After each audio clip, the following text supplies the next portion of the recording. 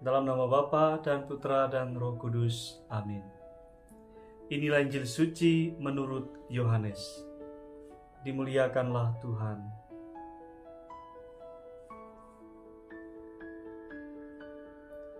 Dalam amanat perpisahannya, Yesus berkata kepada murid-muridnya, "Sekiranya kamu mengenal Aku, pasti kamu juga mengenal Bapa-Ku. Sekarang ini kamu mengenal Dia dan kamu telah melihat Dia." Kata Filipus kepadanya, "Tuhan, tunjukkanlah Bapa kepada kami, dan itu sudah cukup bagi kami." Kata Yesus kepadanya, "Telah sekian lama Aku bersama-sama kamu, Filipus, namun engkau tidak mengenal Aku. Barang siapa telah melihat Aku, ia telah melihat Bapa. Bagaimana engkau berkata, 'Tunjukkanlah Bapa kepada kami'? Tidak percayakah engkau bahwa Aku di dalam Bapa dan Bapa di dalam Aku? Apa yang Aku katakan kepadamu, tidak Aku katakan dari diriku sendiri, tetapi Bapa yang diam di dalam Aku, Dialah yang melakukan pekerjaannya.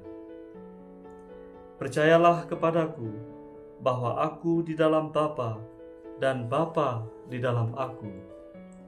Atau setidak-tidaknya, percayalah karena pekerjaan-pekerjaan itu sendiri.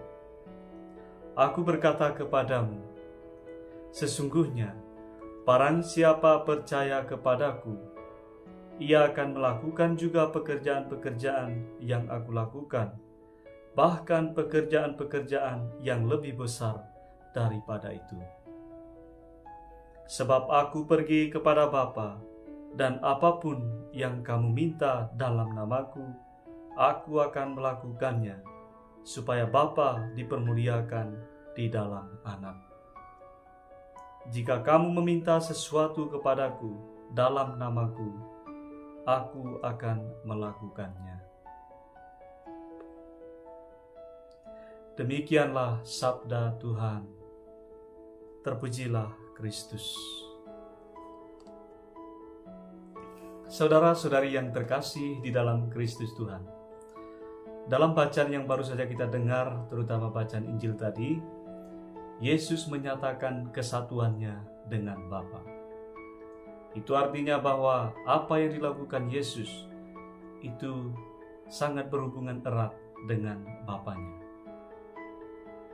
Jika Bapanya adalah Sang Pencipta, maka Yesus yang hadir di tengah-tengah kita adalah Pencipta. Jadi dengan demikian, kesatuan antara Yesus dengan Bapa tidak terpisahkan. Apa yang dilakukan oleh Yesus, itu juga dilakukan oleh Bapanya. Filipus, salah seorang dari murid Yesus yang telah lama hidup bersama dengan Yesus, masih belum mengenal Bapa. Dan di sini Yesus juga menegaskan kepada Filipus bahwa untuk mengenal Bapa tidak perlu harus melihatnya secara langsung, tetapi melihat Yesus saja itu sudah cukup sebenarnya.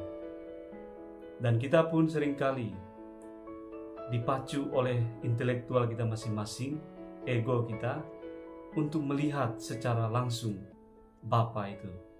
Dan itu seringkali menutup kepercayaan kita terhadap Yesus. Dan itu juga terjadi pada diri para murid sendiri. Saudara-saudari yang terkasih, Yesus sekali lagi mengingatkan kita untuk tetap percaya kepadanya. Dan percayalah kepada apa yang telah Ia lakukan dan Ia ajarkan. Kita hanya mengikuti apa yang telah Yesus katakan. Dia telah menunjukkan jalan, dan jalannya itu adalah dirinya sendiri. Maka pertanyaannya untuk kita adalah bahwa apakah kita mau mengikuti Yesus? Apakah kita mau mengikuti jalan atau cara hidup Yesus? Ini menjadi tantangan bagi kita setiap hari.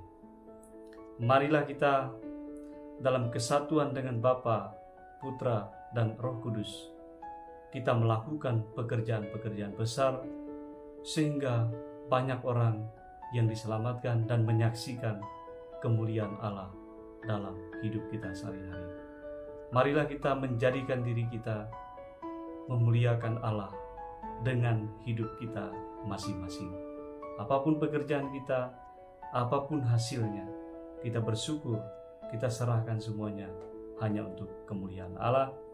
Semoga melalui tutur sapa, saling meneguhkan, saling menguatkan, saling memberi apresiasi terhadap sesama, itu juga menjadi bagian dari hidup kita dengan Bapa, yakni memuliakan Bapa di surga. Saudara-saudari yang terkasih, berjuanglah meski sulit, dan terus-menerus kita mengenal dan menyelam ke dalam misteri Allah. Tuhan Yesus memberkati. Amin.